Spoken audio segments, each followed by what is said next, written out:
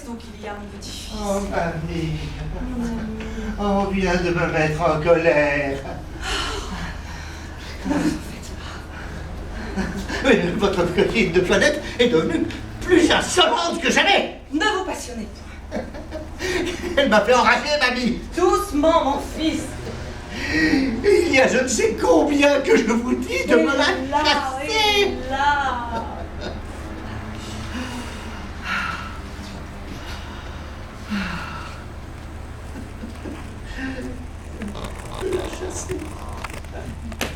Mon Dieu, mon fils, il n'y a pas de serviteur et de servante qui n'aient leurs défauts. Et l'on est parfois contraint de supporter leur mauvaise qualité à cause des bonnes. Celle-ci est adroite, soigneuse, diligente et surtout fidèle. Et vous savez maintenant qu'il faut de grandes précautions pour les gens que l'on prend. Oh là, Toinette! Madame? Pourquoi donc est-ce que vous mettez mon mari en colère? Moi, madame? Mais hélas, je ne vois pas ce que vous voulez dire, et je ne songe à complaire à monsieur qu'en toute chose. Traîtresse.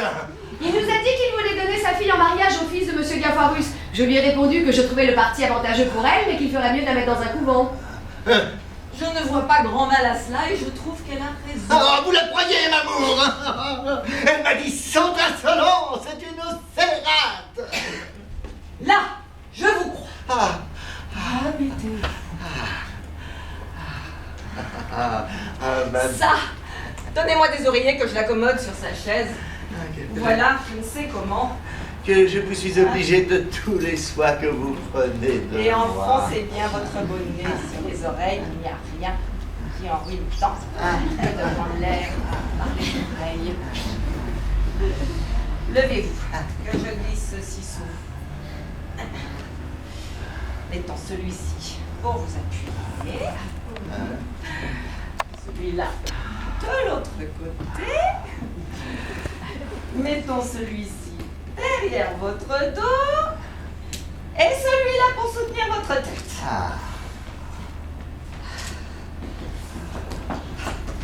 Et celui-là, pour vous garder du serein. Chien, tu veux m'étouffer!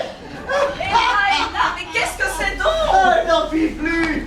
Mais pourquoi vous emporter ainsi? Elle a cru faire bien. Oh, vous ne connaissez pas la malice de la pendarde. Elle m'a mis dedans de moi. Et il faudra plus de 15 larments et de 20 médecines pour réparer tout ceci. Là, doucement. Apaisez-vous. L'amour. Que je vous suis reconnaissant de l'amour que vous me portez. Et je veux mon cœur, comme je vous l'ai dit, faire mon testament. Ah mon ami, je vous prie, ne me parlons pas de ces choses-là. Je ne saurais souffrir cette pensée. Le seul mot de testament me fait tressaillir de douleur. Je vous avais demandé de parler pour cela à votre notaire. Les voilà là-dedans que j'ai amenés avec moi.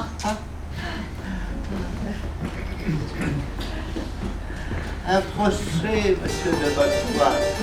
Approchez. Ma femme m'a dit que vous êtes fort honnête et tout à fait de ses amis. Hélas, je ne suis point capable de parler de ces choses-là. Je lui ai demandé de vous parler pour un testament que je veux faire. Elle m'a, monsieur, informé de vos intentions et du dessein où vous êtes pour elle. Et j'ai à vous dire là-dessus que vous ne sauriez rien donner à votre femme par votre testament. Mais pourquoi? Mais tout l'avantage qu'hommes et femmes, conjoints par mariage, se peuvent faire l'un à l'autre, c'est un don mutuel entre vifs. Encore faut-il qu'il n'y ait point d'enfant, soit des deux conjoints, ou de l'un d'eux lors du décès du premier mourant. Voilà une coutume bien impertinente. Qu'un mari ne puisse rien laisser à une femme qu'il aime tendrement, qui prend de lui tant de soins. Je voudrais consulter mon avocat pour voir comment je pourrais faire. Ah, ce n'est pas à des avocats qu'il faut aller, car ils sont d'ordinaire sévères là-dessus, et s'imaginent que c'est un grand cri que de disposer en fraude de la loi. Il y a d'autres personnes à consulter qui sont bien plus accommodantes, qui ont des expédients pour passer doucement par-dessus la loi et rendre juste ce qui n'est pas permis. il faut de la facilité dans les choses. Sinon, nous ne ferions rien. Et je ne donnerai pas un sol de notre métier.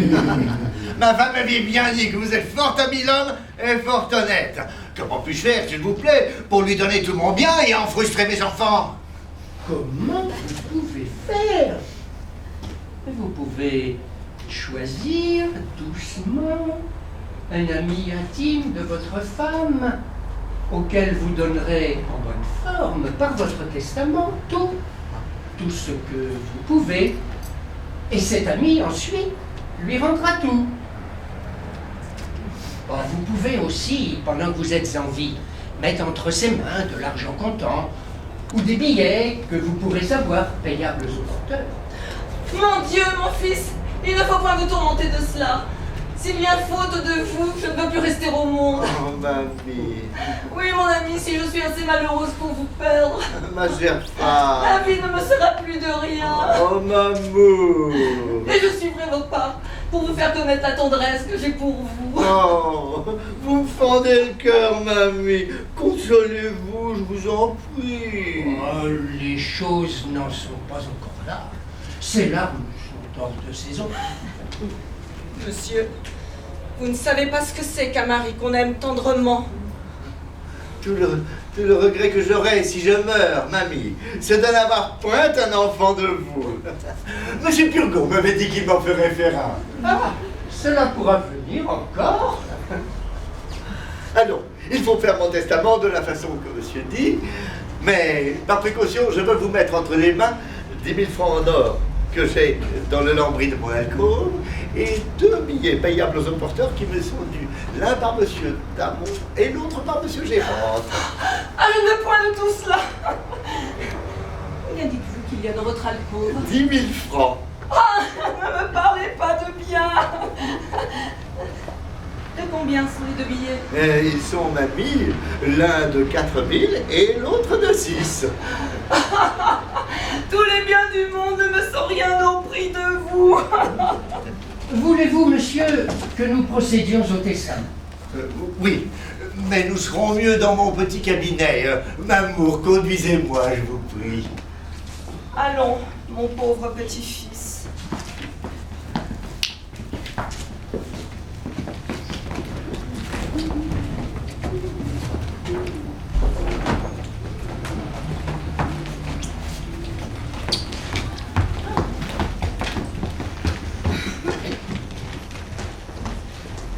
Tu vois, Toinette, les dessins violents que l'on fait sur lui. Ne m'abandonne pas, je te prie, dans l'extrémité où je suis. Moi, vous abandonner? J'aimerais mieux mourir. Votre belle-mère a beau me faire sa confidente et me vouloir jeter dans ses intérêts, je n'ai jamais pu avoir l'inclination pour elle. Et j'ai toujours été de votre côté. Reposez-vous sur moi. Tâche, je t'en conjure de faire donner avis à Cléante du mariage qu'on a conclu. Toinette! Voilà qu'on m'appelle. Bonsoir. Reposez-vous sur moi.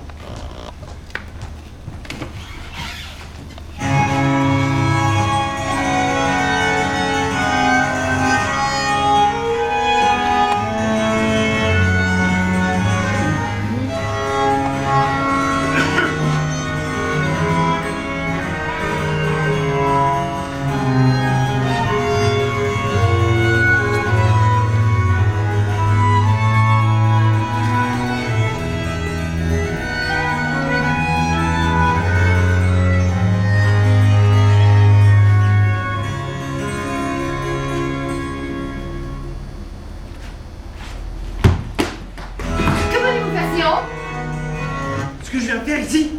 Mais c'est vous? Quelle surprise! Mais que venez-vous faire là dans la maison? Savoir ma destinée, parler à l'aimable Angélique, consulter les sentiments de son cœur et savoir la destinée à laquelle je dois me résoudre. Mais ne vous a-t-on pas dit l'étroite garde dans laquelle elle est retenue, qu'on ne la laisse ni sortir, ni parler à personne? Aussi ne viens-je pas comme Cléante, et sous l'apparence de son amant, mais comme un ami de son maître de musique, dont j'ai obtenu le pouvoir de dire qu'il m'envoie à sa place. Voici son père. Retirez-vous un peu et me laissez lui dire que vous êtes là. Monsieur Purgon m'a dit de me promener le matin dans ma chambre.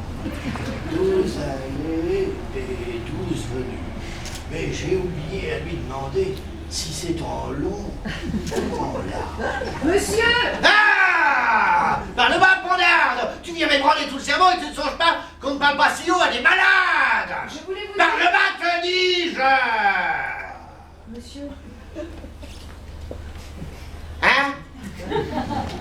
je vous dis... Qu'est-ce que tu dis? Je dis qu'il y en a un autre qui veut parler à vous! Qui l'autre?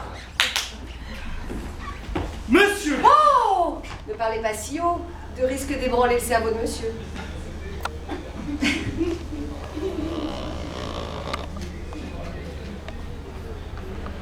Monsieur, je viens de la part du maître à chanter de mademoiselle votre fille. Il s'est vu obligé d'aller au champ pour quelques jours, et comme son ami intime, il m'envoie à sa place pour lui continuer ses leçons, de peur qu'en les interrompant, elle ne vînt à oublier tout ce qu'elle sait déjà. Fort bien, appelez Angélique. Je crois, monsieur, qu'il serait mieux de mener monsieur à sa chambre. Non, faites-la venir. Mais monsieur, il ne pourra lui donner la leçon comme il faut s'il ne s'entend particulier. Si fait, si fait. Monsieur, cela fera que vous étourdir, et il faut un rien pour vous émouvoir dans l'état où vous êtes et vous ébranler le cerveau. Mais point, j'aime la musique. Et je serais bien aise. Ah, mais voici. Allez vous en voir, vous, c'est pas fallu d'habiller.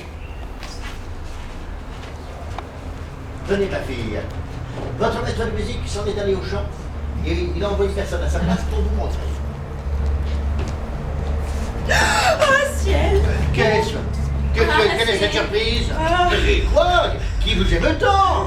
C'est une aventure surprenante qui se rencontre ici. Comment?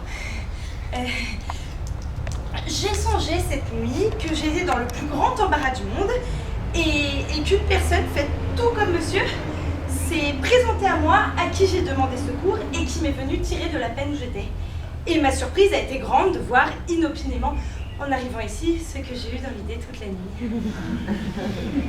Ce n'est pas être malheureux que d'occuper votre pensée, soit en dormant, soit en veillant. Et mon bonheur serait grand, sans doute, si vous étiez dans quelque peine dont vous me jugeassiez digne de vous tirer. Ah ma foi, monsieur, je me dédie de tout ce que j'ai dit hier et je suis pour vous maintenant. Voilà monsieur Diaparus le père et monsieur Diaparus le fils qui viennent vous rendre visite. Que vous serez bien engendré, vous allez voir le garçon le mieux tourné et le plus spirituel du monde. Il n'a dit que 2 mots qui m'ont ravi et votre fille va être charmée de lui. Ne vous en allez pas, monsieur. C'est que je marie ma fille. Et voilà qu'on lui amène son prétendu mari qu'elle n'a pas encore vu. C'est m'honorer beaucoup, monsieur, de vous voir que je sois le témoin d'une entrevue si agréable. C'est le fils d'un habile médecin et le mariage se fera dans 4 jours. Fort bien. Demandez-le un peu à son maître de musique afin qu'il se trouve à la noce. Je n'y manquerai pas. Et je vous y prie aussi. Faites beaucoup d'honneur. Alors, on se range, les voici.